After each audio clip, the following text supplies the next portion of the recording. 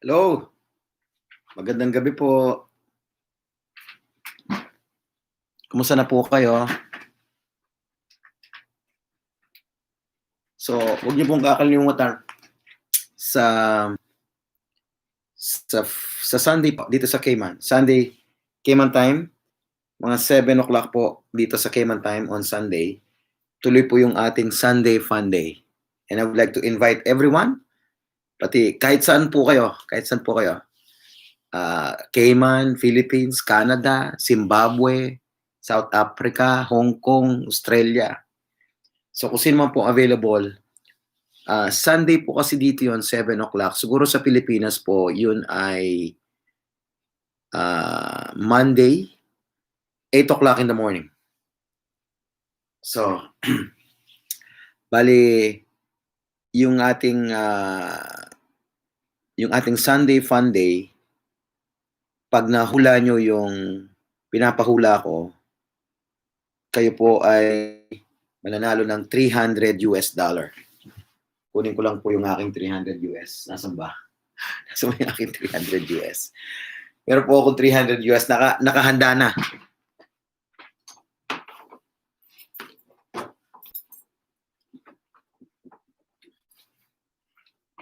Sorry. Nasaan ba? Yan. Yan na. Handa na. Handa na po ang aking yan 1, 2, 3. Yan $300 po. Nakaabang na for Sunday. So I invite you on Sunday, guys. Sana maka-attend kayo. At sana kayo yung maswerteng mananalo ng $300. Bali, ang game natin is I will buy a new deck of cards. It is still wrapped. It is still boxed.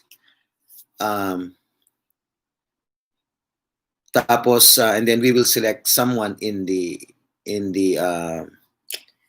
on that day among the group. I will select one. Hindi pa nila alam kung sino sila. Titingnan ko kung I will see how can I choose the person who will open the card, take out the plastic. I hope it's still plastic yung mabili ko. I don't buy it yet. I'll try to buy it tomorrow. And then it will be open in live. And then he or she will shuffle it 5 times. Hello. Hello po. Shuffle it 5 times. After she shuffles it, i-blindfold po namin yung mamimili ng card para fair. Tapos kukuha po siya ng card dun sa gitna ng deck na yon. And then after that, she will show it to us. And then whoever can match dun sa card na yon, $300 po. Tumataginting na $300.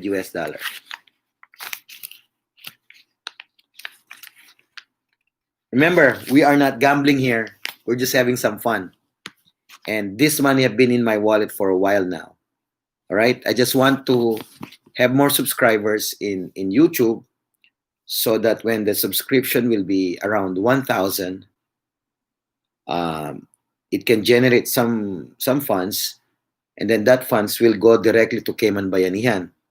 So Cayman Bayanihan now have started to create officers that has a common vision. You know, now we have a common vision, and all of the officers agree to it kung ano yung magiging vision namin.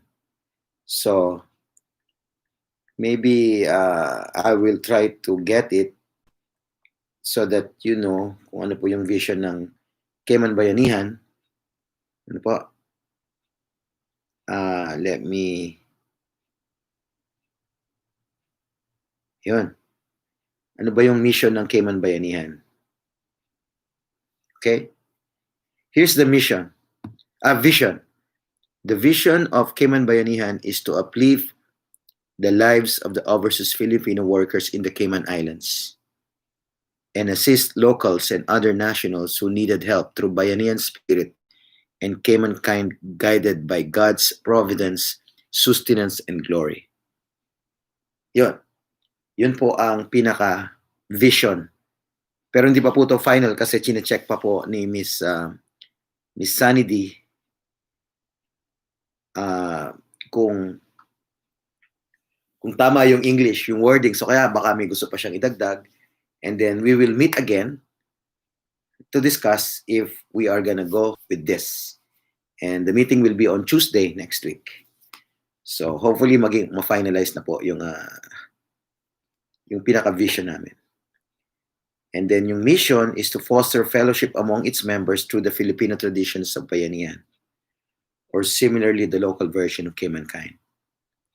Recognize and respect individual rights, perspective, choices, belief, as well as the religious inclination, nationality, or organizations, in addition to civil and liberty rights.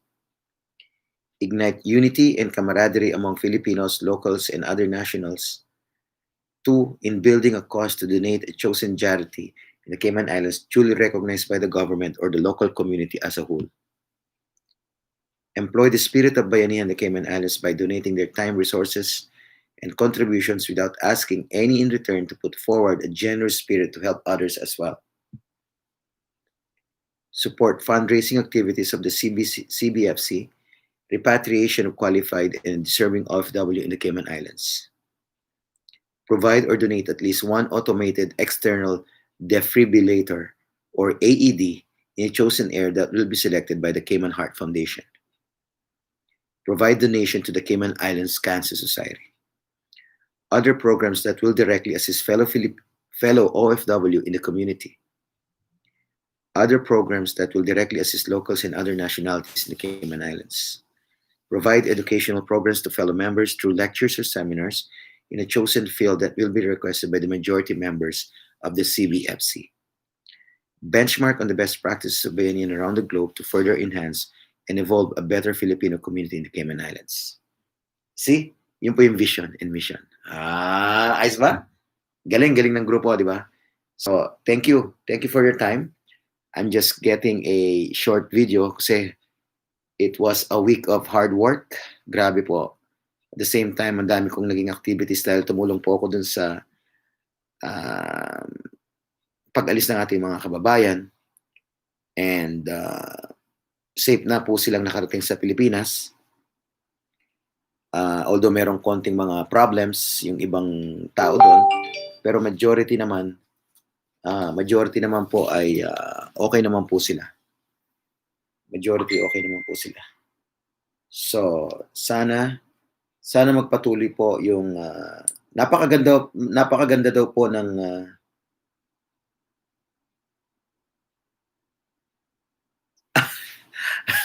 napakaganda po daw ng naging naging tulong po ng OWA sa kanila. Napakaganda daw po ng serbisyo. And thank you po, Consul General ng Washington. Maraming salamat po sa inyo. Nawa, patuloy po kayong biyaya ng ating Panginoon ng lakas at talino upang mas lalo niyo pong ipagpatuloy ang pagbibigay ng serbisyo sa ating mga kababayan. Ano po?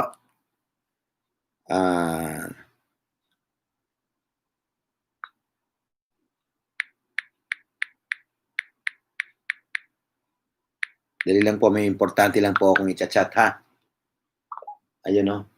Ayan, chinat ko. Masyado pong maraming tinatanong. Diyos ko. Anyway, niling ko po sa inyo na patuloy nyo pong I'm asking all of you guys, all out you there, to include in your prayers yung ating mga kababayan na nakauwi po ngayon. Nasa quarantine facilities po sila around Manila and some were brought to Pampanga. At napakaganda daw po ng serbisyong binigay ng mga nasa Pampanga courtesy of Mr. Pineda.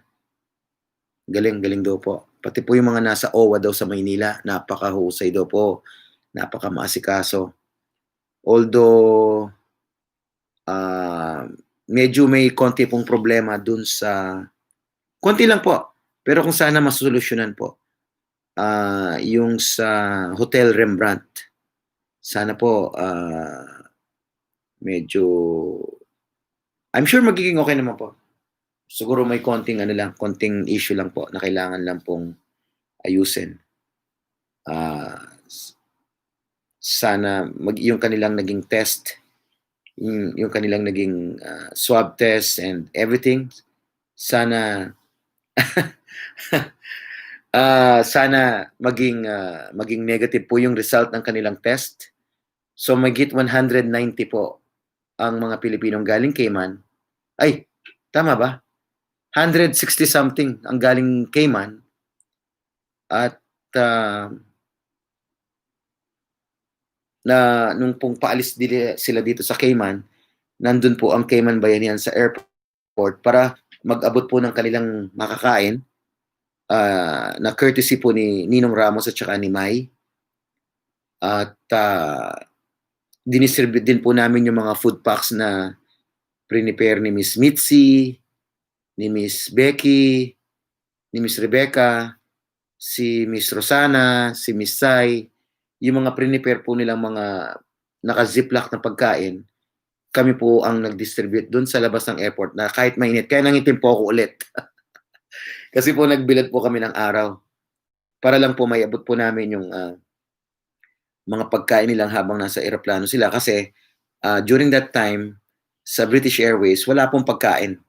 Kaya nagbigay po ang Cayman Bayanihan ng kanilang makakain through the mga donations po na ibinigay. At salamat po sa mga nag-volunteers during that time. Salamat po sa mga nag-volunteers during that time. Alam niyo po kung sino kayo, kaya taos puso po ang aming pasasalamat sa inyo. Nawa si Lord na po ang bahala sa inyo. Po, again, ini-invite ko po, I'm inviting you guys on, anong oras na ba rito? Right now here, it's 8:40. It's 8:40 p.m. Anong oras po dyan sa Pilipinas? Right now. G, anong oras dyan? Anong oras ngayon dyan?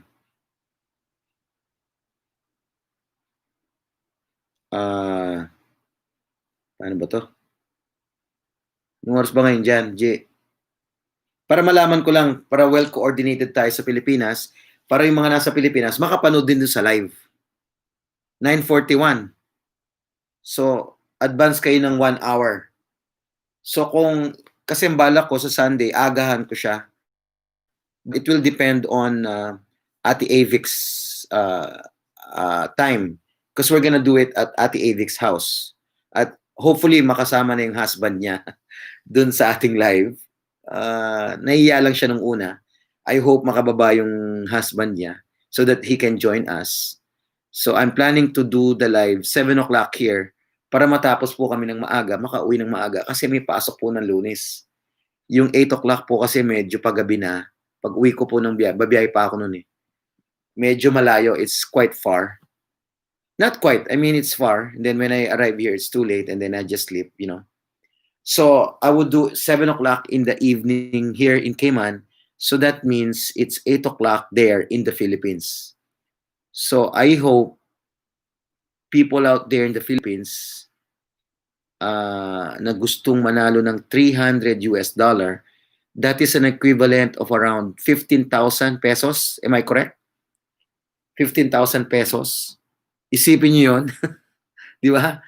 So, may chance kayong manalo ng 15,000 pesos pag if you were able to guess the card that will be picked, randomly picked by a randomly selected person na kasama dun sa bahay nila Ate Avic.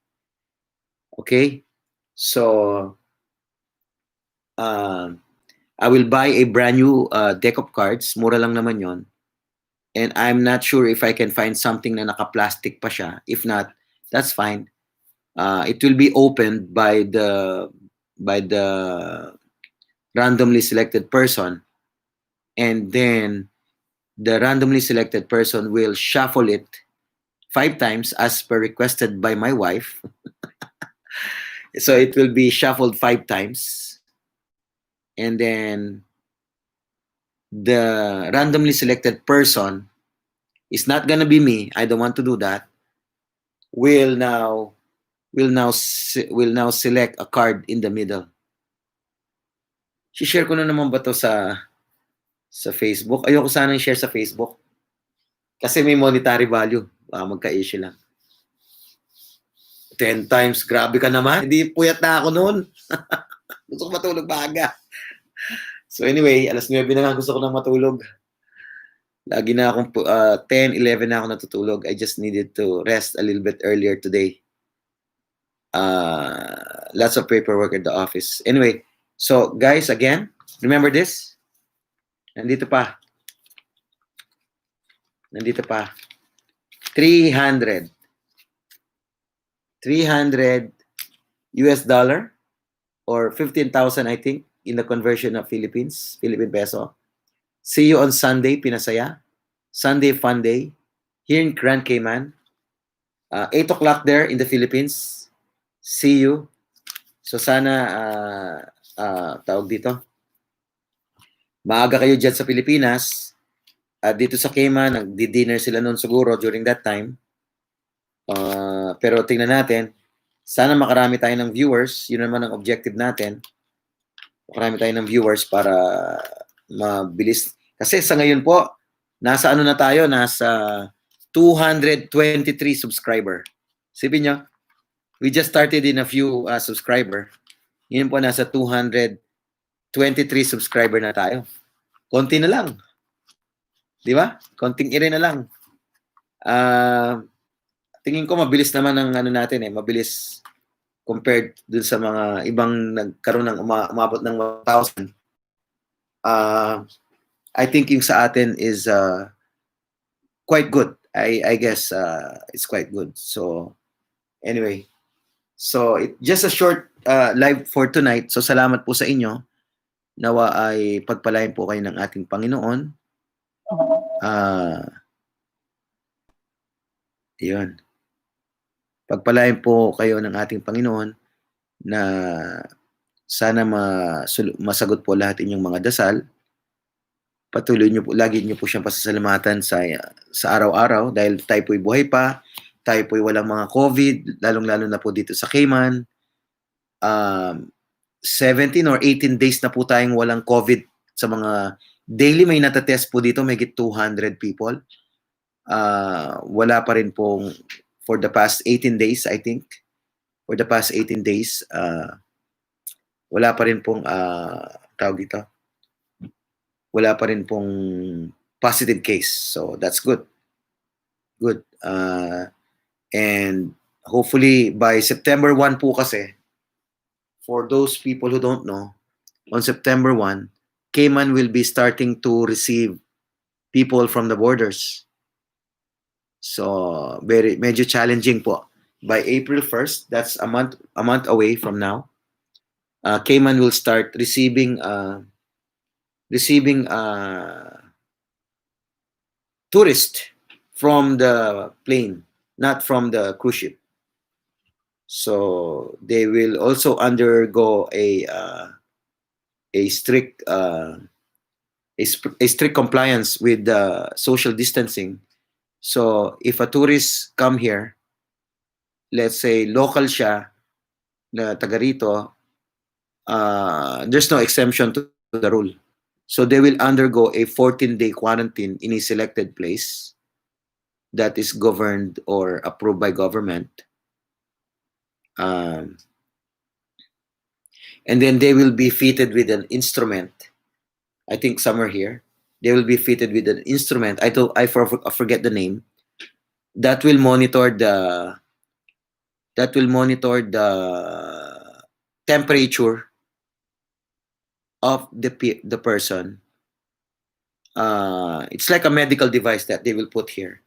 So they will monitor their temperature, heartbeat, or something, including a gadget that will monitor their location. for the next 3 to 5 days. So, yun, high-tech po sa Cayman. So, on September 1, that is the procedure. All of the people coming back to Cayman will have a gadget that will be put somewhere here. Dito po yata. That will monitor them, their location, and their temperature or something like that. And upon arrival, before arrival, the person or persons will have to provide a certificate from their country that they are negative for COVID. Without the certificate, they cannot be allowed to depart from their origin. All right? So that you know. Ang tawag dito. And then upon arrival, they will again undergo a test, a COVID test. And then they will be quarantined. They will be quarantined for 14 days in a specified government location. And they will be fitted with an instrument to monitor their temperature, their location, and another one. I forgot the other one. And then they have to pay for that too. It's not free. It's not free. They have to pay for it, for the services. So ganun po ang gagawin dito sa Cayman. I think starting from September 1, it looks like it's gonna happen because up to now, Cayman is COVID-free for the past 17 or 18 days. Imagine, Cayman is negative, is COVID-free right now. Although it sounds good, Cayman's still implementing strict compliance of social distancing, especially when you're in a public place. May nag-comment kasi yung kapatid ko, bakit daw hindi ako nakamask habang kinakausap ko kayo? Or, well, the regulation here, when you're indoor and with your, hindi mo kailangang mag-wear ng mask. You just have to at least, the rule now in Cayman is that you can now dine in a restaurant together with, let's say, a household. You can be close to that person 3 feet apart. Before it was 6 feet. Now it's 3 feet apart. Just for you guys to know who are not here in Cayman. That is the procedure right now here. We can now dine in a restaurant, but the tables are about 6 to 10 feet apart. And then if you are with someone, you are about, should be at least 3 feet away from that person. So ganun po dito sa Cayman. And all of the stores here, you will not be allowed entry if you are not wearing any mask. And you have to sanitize your hands upon entry. And then all of the carts that you use will be sprayed with what do you call that? Sprayed with sanitizing spraying water liquid before using. So that's how difficult it is here. All right? So anyway, marami pong salamat sa oras ninyo na mapagpalain kayo. Ano po? So, see you po. See you po sa Sunday. Diyan po sa Pilipinas, 8 o'clock in the morning. Dito po sa Cayman is 7 p.m. But the final time will be announced later, maybe tomorrow by Miss, tatanong ko muna kay Miss Avic kung anong oras kami pwede. Kasi papaalam pa niya siyempre sa kanyang hobby, di ba? At sana maka-join din yung hobby niya.